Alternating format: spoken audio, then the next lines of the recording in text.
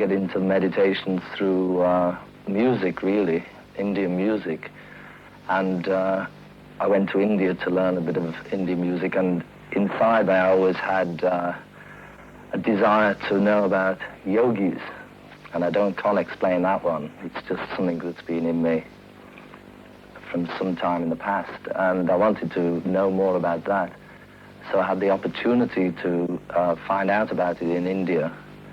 And consequently, that led into meditation, because the goal, there's like a goal in life, which is to, really the only reason to be living is to have complete, full knowledge, full bliss consciousness. Everything else is just mundane and secondary. And so I wanted to know some method of enlarging my own consciousness. And that's meditation. It's been there millions of years. It's always there. And knock and the door will be opened. The thing that really got me interested was after being brought up as a Catholic until I was about 13, I couldn't take it any longer because it was just full of hypocrisy. And the teachings of an Indian called Vivekananda, which really impressed me, he said, if there's a God, we must see him. If there's a soul, we must perceive it. Otherwise, it's better not to believe. It's better to be an outspoken atheist than a hypocrite. Whereas the Catholics were teaching me to be a hypocrite. Just be a hypocrite, believe what we tell you, don't try to have any experience. But the whole basis of religion is to have the experience, to have that perception. So there's these methods for God perception, self-realization, which is yoga and meditation and the process you have to get from a spiritual master, somebody who's an authority on this sort of thing. There's a technique to be acquired. Yeah, there's many different techniques, and the technique we did with Maharishi Mahesh Yogi was a form of silent meditation, which, you know, you can transcend.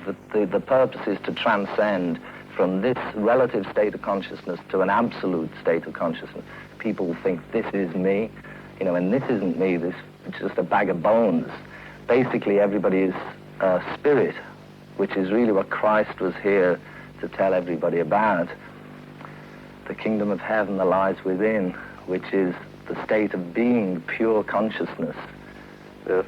So, through many years of pollution of consciousness through material energy and this association, then we've all ended up in a fallen state. But really, everybody is basically potentially divine. So yoga, all these methods are really ancient methods just to stop further pollution of your system and consciousness and to cleanse the system. The whole thing of purity that they talk about in religion is really a mental, physical, and spiritual purity, which is obtained through discipline and through practice. So the meditation we did with Maharishi Mahesh Yogi was to sit silently and to transcend through the sense of sound, like you can transcend with hearing or with touch or taste or vision. Like I think some Buddhists meditate by concentrating on an object, like either a garden, Japanese gardens, or on candles, looking into the flame, and they transcend that way. But this method was to transcend through sound. So you're given a mantra. The mantra brings all your body to rest. It calms everything down, and it brings sort of harmony and union just to all your senses.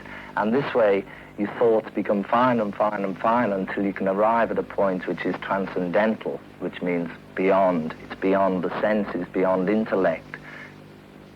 And that's George Harrison, the Beatle, and his attitude to meditation. We'll come back to him later. And I asked George Harrison how much the change, in his case, had been due to meditation. People always say, I'm the Beatle who changed the most, but really that's what I see life is about.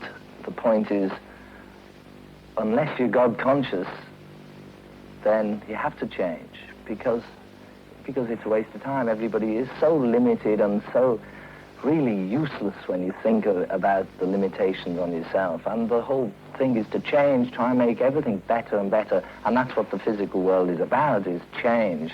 But the change that happens through meditation, I mean, it's a gradual sort of thing. But the more you realize, with anything, with just growing older, the more you realize it helps you in some way. With meditation, you're able to understand that there is this unity lying beneath everything. There's something there within every atom that holds it all together, and that in actual fact it really is one.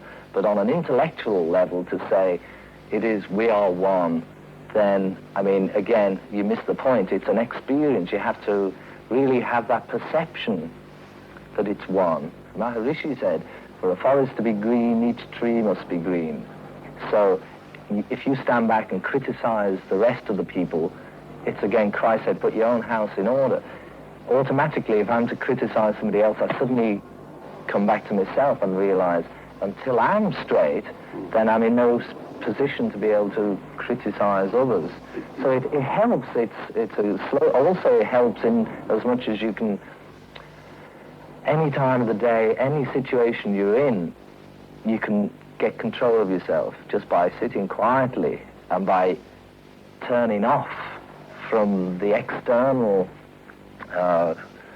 problems that you have, noise and all this society. That you can go inside yourself, where it's always calm and peaceful. It's like being on this level of consciousness. It's like the ocean, which is always changing, and the bottom of the ocean is always calm and still.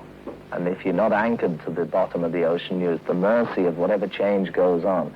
Now, this process of meditation or different types of yoga is all just a way to anchor yourself securely to that pure state of consciousness, to that state of being, so that you can still act out your life on the surface, but you remain anchored securely. Fact or fantasy?